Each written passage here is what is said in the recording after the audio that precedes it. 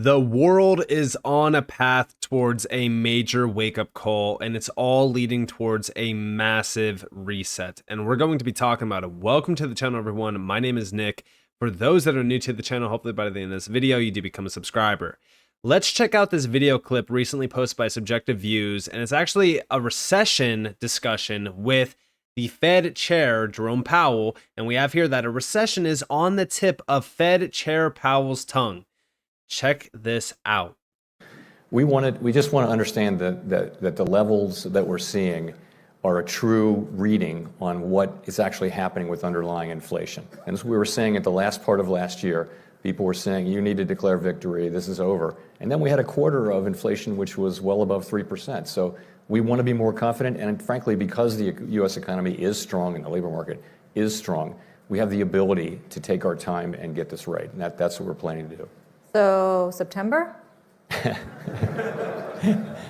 I'm not going to be landing on any specific dates here today. Let me also say that we're well aware that if we go too soon, that we could undo the good work we've done in bringing down inflation, and if we go too late, we could unnecessarily undermine the recession, the recovery, and the expansion. And so we're aware that we have two-sided risks now, more so than we did a year ago. That's a big change. I'd say risks are coming much more into balance now.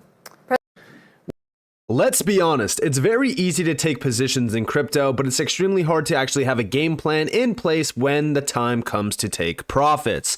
And that's exactly why I released a completely free exit plan that you can apply to literally every single position that you take in crypto. And the best part about it is that it's completely free. All you have to do to get access is go to the link down in the description below and claim your access now. What are you waiting for? Capture those profits. So he kind of let it slip there, right? Said, a recession. Very interesting. Now, obviously, could it have been something that just kind of slipped past his mind? Sure, it could have been, but I don't know. It's very telling on the overall body language, how they interact. Like Jerome Powell, listen, these people know that half of these stats that are coming in around CPI data, jobs data, things like that, it's all nonsense. Guys, you got to remember, we're still in election year. These numbers, they're all padded. We know that they're false. We know that they're fake. And we ultimately know that the economy itself is not recovering. We're still at that point in time where we're seeing the overall economy being stimulated through massive amounts of printing. This is only putting more and more pressure on the entire financial system. But beyond that, let's go back to this report back in March of 2023. Asset total in 2023 bank failures catching up to 2008.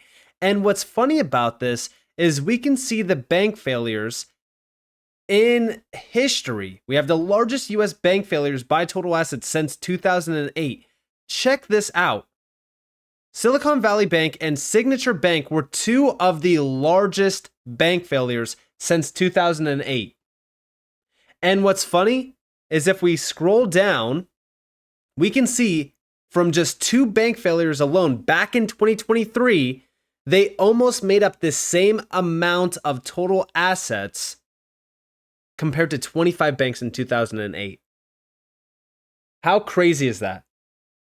Now, also, the banking crisis is not over. We know that it's not over because check this out. This was from May 1st of this year on CNBC.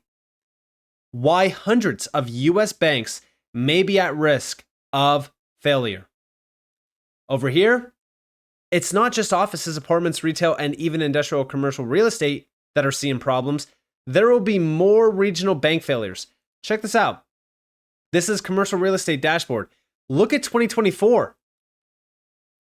This is significant. If we go over here to this report on why hundreds of US banks may be at risk of failure, look at this.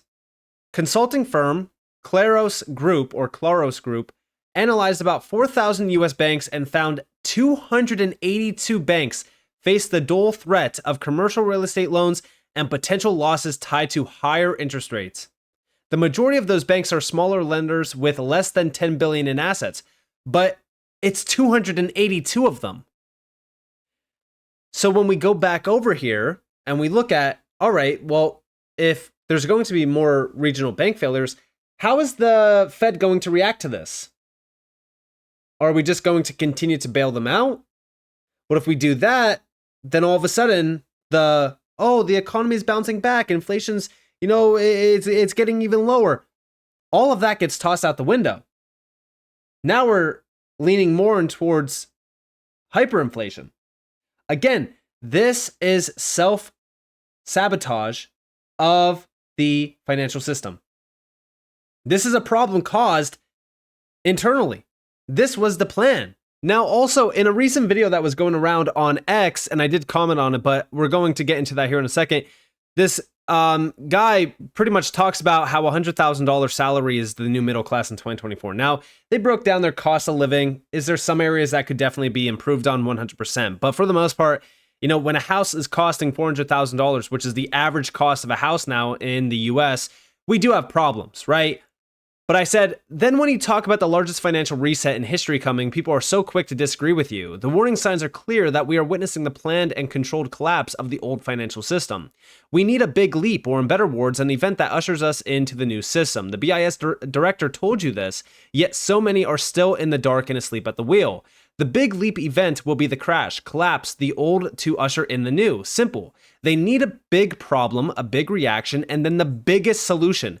Most are missing the target and they are not seeing the signs right in front of them. And again, as we look at what's going on, I don't think that I need to even tell you guys that inflation is not improving. You go to the grocery store, you pay your bills monthly, and you see how bad it still is. Inflation is still a big problem. And until we actually get to the point where we could say, oh yeah, inflation's not a big deal anymore, and I don't think that that's going to happen anytime soon, then I do believe that we are on pace for a major collapse that is self-inflicted. This is planned. They have been planning it for a while, and we already know what's going to happen after. We are going to see the new system ushered in. Now, beyond this, why do I believe that this is going to lead us to the new system? Well, just recently, June 5th, big shout to Smoke Dog for this, this was a full breakdown in the U.S. House of Representatives Subcommittee on Digital Assets. This was a testimony to the U.S. House of Representatives Subcommittee on Digital Assets, and it's a breakdown of how tokenization of real-world assets will facilitate efficient markets, next-generation infrastructure. And we believe that tokenized deposits build upon developments like FedNow and real-time payment systems by extending their capabilities to DLT platforms. Major confirmation at a U.S. government hearing. FedNow has a significant role in DLT adoption in America. Additionally, the implementation of blockchain does not change the nature of banking, as banking regulations already strong requirements to manage adoption of DLT. And look at this. Numerous upgrades have been made to our payment system in recent years to facilitate real-time payments in an always-on system. They're already preparing for this. We believe tokenized deposits build upon developments like FedNow and real-time payments by extending their capabilities to DLT platforms. Over here, we have for banks, the implementation of blockchain technology does not fundamentally change the nature of banking. Further, banking regulations already include strong and tested requirements to manage the adoption of novel technologies like DLT. So they're already planning the, welcome mat essentially for these new technologies to be implemented. We just have to wait for them to do so. And when are they going to implement these technologies? When are they going to plan this? Well, they've already told us to plan, right? They're already telling us that once we have regulations, that's integration. But I also think that by that time, the old system will already have been, collapsing. We're already seeing the warning signs. Now we also have over here 801_XRP. This is from the BIS org. They announced 6 projects for 2024. Every single one of these projects build upon the idea of DLT, tokenization, AI, leveraging all of these new technologies. But how can we integrate these? How can we implement this into our antiquated system? We need to usher in new infrastructure, new plumbing, essentially. How can we do that? Well, we need a big change. The BIS already told us this. Sometimes we need giant leaps that deliver a fundamental rethink of the financial system and foster the development of entirely new architectures. How are we going to do this? We need to wipe out the old. Now, a lot of people think that XRP is going to run the show. XRP is going to run everything. In a recent video that Good Morning Crypto posted, we have the future of banking transitioning to a new system with XRP stablecoins. Now, I'm going to play this clip and then I'm going to give you guys my thought process on this, but listen closely. That's too important. So I think what we have is a parallel system that we're going to move over to this other system that is on the XRP ledger that has been worked on with all these banks around the world, with treasury departments around the world. We're now creating stable coins. The real US dollar is the Ripple stable coin. That is going to eventually be backed with value. And then other countries are going to have their stable coin backed with value, and we're going to transfer over to a new system. We'll probably have some sort of a black swan event, maybe a cyber attack where banks go down over a weekend or something like that, and we switch over to the new system, and it's all pretty seamless. That's too important. Now, I do agree with her, right? I think that there is going to be a substantial event that ushers in the new financial system, but it's not all going to be on XRP. And in fact, XRP is not going to be like a 50%, winner where it's, grasping 50% of all the money and all that kind of stuff, right? There's going to be multiple winners. They're already handpicked out there, right? You have XRP, HBAR, Casper, all of the big players, right? All of the big institutional focused and enterprise focused projects. It's going to be a multi-chain, a multi-ledger world. The BIS also told you this. Here we have from Subjective Views, it's a multi-ledger world after all. To be clear, we are not advocating for one ledger to rule them all. A single ledger that encompasses all financial assets and transactions in an economy. Depending on the needs of each jurisdiction, multiple ledgers could coexist. They would need to connect with each other and with other parts of the financial system, for example, through application programming interfaces. And their function and the range of assets they contain would likely evolve over time. They might start with a small number of assets and use cases before gradually expanding into something more ambitious.